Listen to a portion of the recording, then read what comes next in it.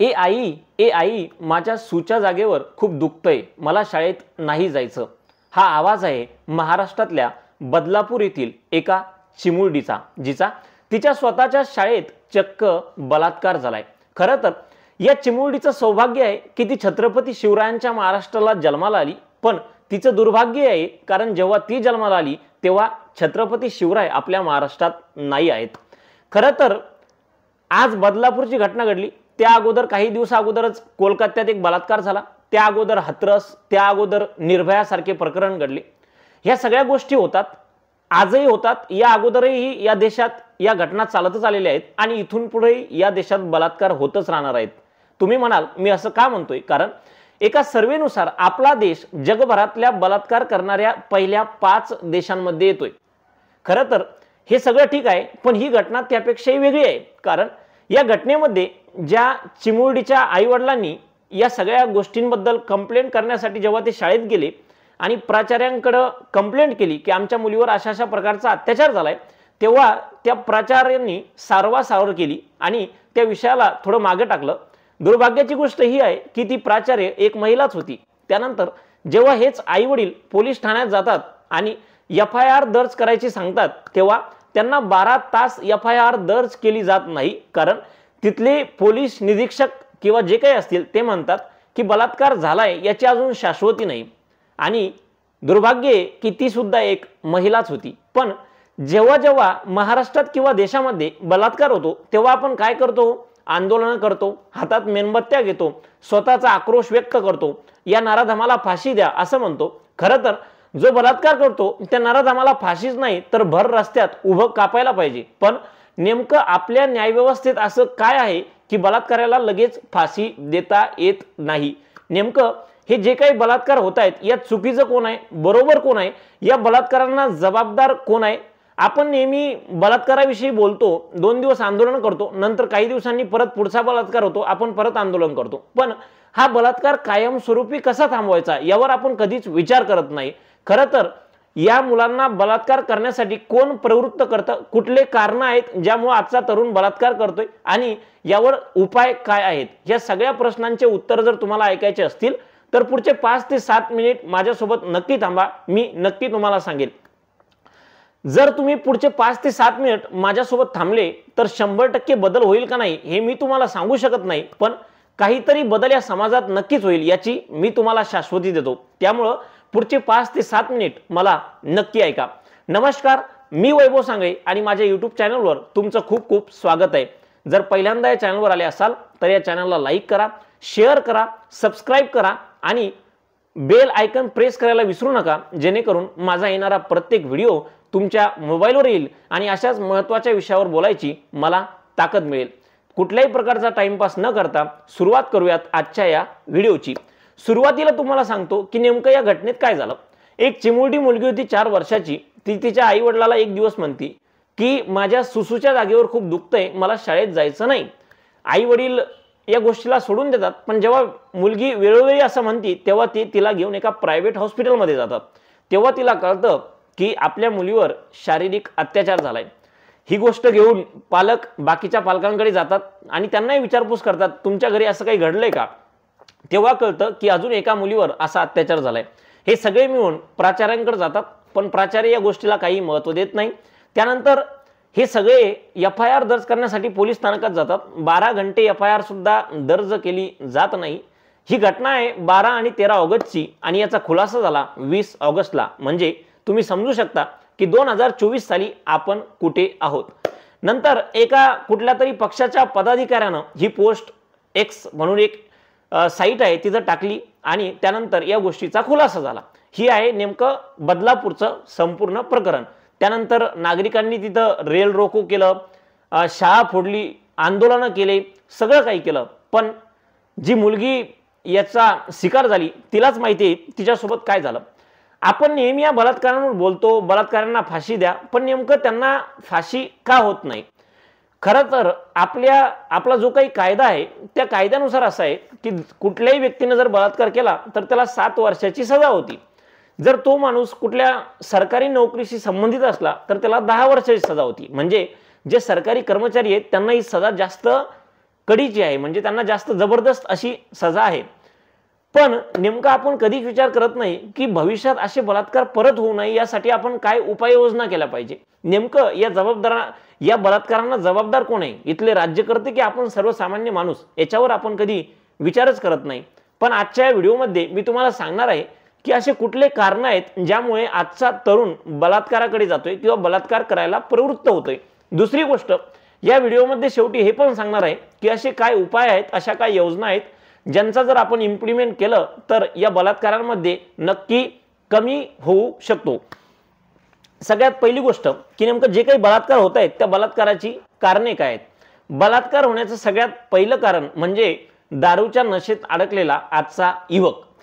जेवढे काही बलात्कार होतात त्याचा नंतर जेव्हा ॲनालिसिस केली जाते तेव्हा मॅक्झिमम बलात्कारांमध्ये जे काही बलात्कार करणारा बलात्कारी असतो तो दारूच्या नशेत असतो. त्यामुळं जास्त दारूच्या आहारी जाणे हा बलात्काराचा पहिलं कारण आहे. बलात्काराचं दुसरं कारण आपली पुरुष डॉमिनेटिंग सोसायटी, म्हणजे आपल्या सोसायटीमध्ये, आपल्या समाजामध्ये पुरुषाला जास्त महत्त्व दिलं जातं. पुरुषाला स्वतःही वाटतं की स्त्री एक वस्तू आहे. अनेक ग्रामीण भागात तर पुरुष एका स्त्रीला एका वस्तू समान वागणूक देतात, काही स्त्रीला महत्त्व नसतं आणि हे लोक त्यांच्या बायकोला म्हणा किंवा त्यांच्या बहिणीला म्हणा त्यांना महत्त्व देत नाही आणि येणारी पिढी यांच्याकडून तेच शिकते. त्यामुळं आपली पुरुषप्रधान समाज जो आहे तो एक पुरुषांना इगो आहे, पुरुषांना वाटतं की आम्ही स्त्रियांपेक्षा वरचढ आहेत आणि या गोष्टीमुळे जेव्हा एखाद्या पुरुषाचा इगो हर्ट होतो तेव्हा कुठेतरी बलात्कारासारख्या घटना घडतात. दुसरं कारण आहे. तिसरं कारण आहे, आजचा तरुण अश्लील व्हिडिओच्या आहारी गेलाय. आज आपला देश अश्लील व्हिडिओ पाहण्यामध्ये जगभरातल्या पहिल्या 3 देशांमध्ये आहे. म्हणजे आपल्या देशामध्ये सर्वाधिक अश्लील व्हिडिओ पाहिले जातात. दुर्भाग्य आहे की बरेच लग्न झालेले लोक सुद्धा अश्लील व्हिडिओ या देशामध्ये पाहतात. अश्लील व्हिडिओ पाहून मुलांच्या आणि जे काही लोक असतील त्यांच्या डोक्यावर वेगवेगळ्या प्रकारचे परिणाम होतात. तशाच प्रकारचे पिक्चर त्यांच्या डोळ्यांसमोर तयार होतात आणि तशाच प्रकारच्या कृती आपणही करावं असं त्यांना वाटतं आणि या गोष्टीमुळे कुठंतरी बलात्कार करावा हे आजच्या तरुणाच्या मनात येतंय. तुम्हाला वाटत असेल हा पॉईंट महत्त्वाचा नाही, पण हा पॉईंट कुठंतरी तरुणांच्या जो एक सबकॉन्शियस माइंड असतो त्याच्यावर खूप जास्त इफेक्ट करतोय. चौथी गोष्ट, राजकीय पाठबळ. आज काय आहे की बरेच लोक बलात्कारासारख्या गोष्टी करतात कारण त्यांना असं वाटतं की कुठला तरी राज्यकर्ता येईल आणि तो मला वाचवेल. कारण आपली जी काही पोलीस व्यवस्था आहे ती सगळी राज्यकर्त्यांच्या दबावाखाली चालती आणि त्यामुळे आपल्याला कोणीतरी राजकीय पाठबळ देईन, त्यामुळं अशा गोष्टी करण्याची हिमती लोकांच्या वाढत चालल्यात. आणि सगळ्यात शेवटचं कारण जे बलात्कारासाठी सगळ्यात जास्त रिस्पॉन्सिबल आहे ते म्हणजे राज्यात जे काही राज्यकर्ते आहेत त्यांचं मूलभूत गोष्टींवर कधीच लक्ष नाही.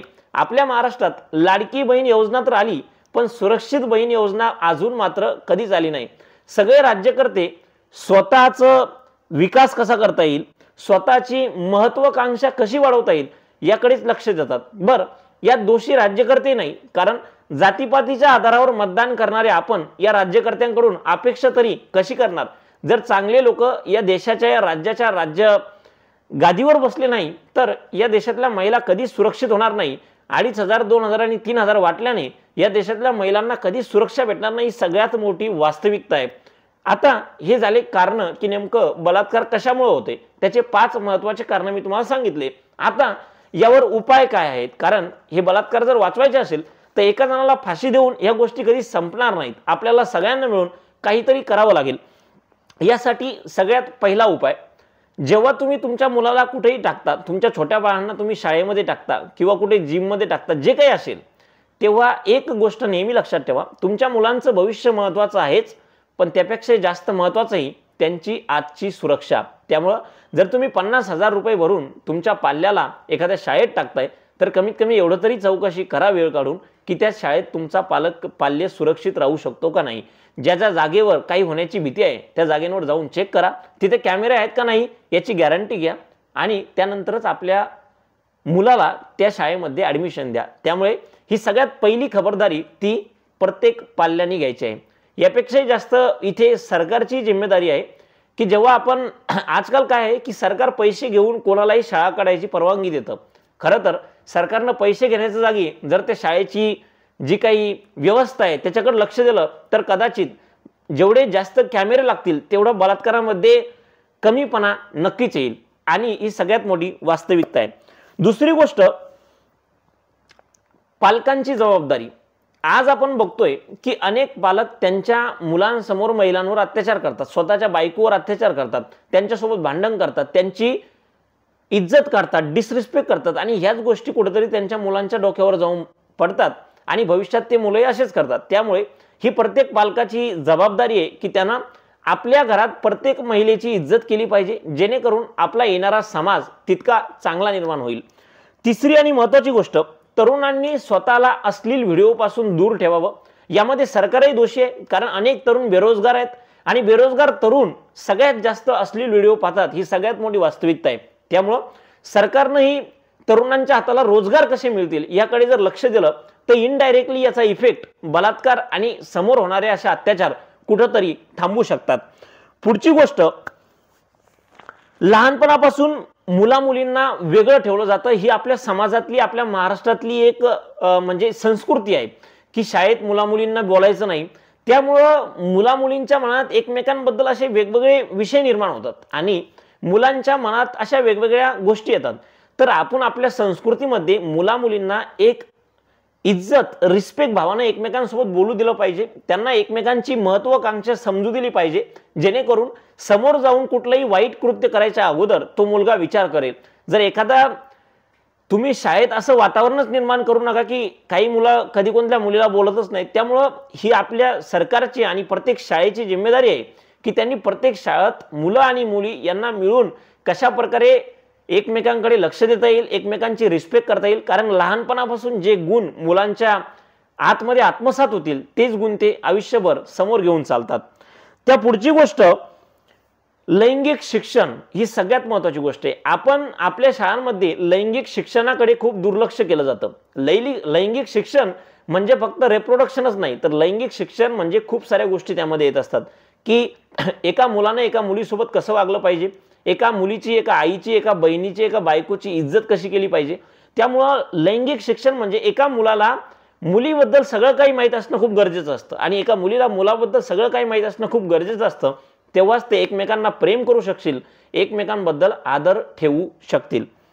त्यानंतर आजच्या व्हिडिओचा सर्वात महत्त्वाचा भाग, खरं तर ह्या सगळ्या गोष्टी चालूच आहेत, पण या गोष्टी तोपर्यंत चालतील जोपर्यंत आपण आपल्या समोर येणाऱ्या निवडणुकांमध्ये जाती धर्म या गोष्टी सोडून एका उच्च शिक्षित चांगल्या लोकांना निवडून देणार नाही आणि त्यांना समोर पाठवणार नाही, कारण तोपर्यंत चांगले कायदे बनणार नाही, तोपर्यंत चांगले निर्णय होणार नाहीत, जोपर्यंत चांगले राज्यकर्ते समोर जातील। त्यामुळं निवडणुकांमध्ये या महाराष्ट्राचा एक चांगला नागरिक म्हणून ही आपली सगळ्यात पहिली जिम्मेवारी आहे की आपण एका चांगल्या उच्च शिक्षित माणसालाच मतदान केलं पाहिजे। तो कुठल्या जातीचा आहे, कुठल्या धर्माचा आहे, कुठल्या पक्षाचा आहे की अपक्ष आहे, हे सगळे मुद्दे 2 नंबरचे आहेत। कारण जेव्हा प्रत्येक जागावरून चांगला माणूस समोर जाईल आणि चांगले माणसं सोबत येतील, तेव्हा नक्कीच छत्रपती शिवरायांचा महाराष्ट्र वापस यायला जास्त वेळ लागणार नाही। या संपूर्ण प्रकरणावर तुम्हाला काय वाटतं? बदलापूरमध्ये जे काही घडलं याबद्दल तुमचं काय मत आहे? तुम्हाला अशी भीती वाटत नाही का की भविष्यातही हे प्रकार चालूच राहतील? ज्या काही गोष्टी मी सांगितल्यात त्या कुठेतरी महत्त्वाच्या आहेत आणि त्याच्यावर आपण नक्कीच विचार केला पाहिजे। या संपूर्ण प्रकरणावर तुमचं जे काही मत असेल ते कमेंट बॉक्समध्ये नक्की टाका। परत एकदा तेच सांगेल, या व्हिडिओला जास्तीत जास्त लोकांपर्यंत शेअर करा, जेणेकरून आपण सगळे मिळून काहीतरी बदल घडवू शकलो पाहिजे। आतापर्यंत चॅनल सबस्क्राइब केलं नसेल तर चॅनलला सबस्क्राइब करा, बेल आयकॉन प्रेस करा, जेणेकरून अशाच महत्त्वाच्या विषयांवर मला समोरही बोलता येईल आणि तुमच्यापर्यंत पोहोचता येईल। आजच्यासाठी फक्त एवढंच, परत भेटूयात एक अशाच महत्त्वपूर्ण व्हिडिओ सोबत। तोपर्यंत खूप खूप धन्यवाद।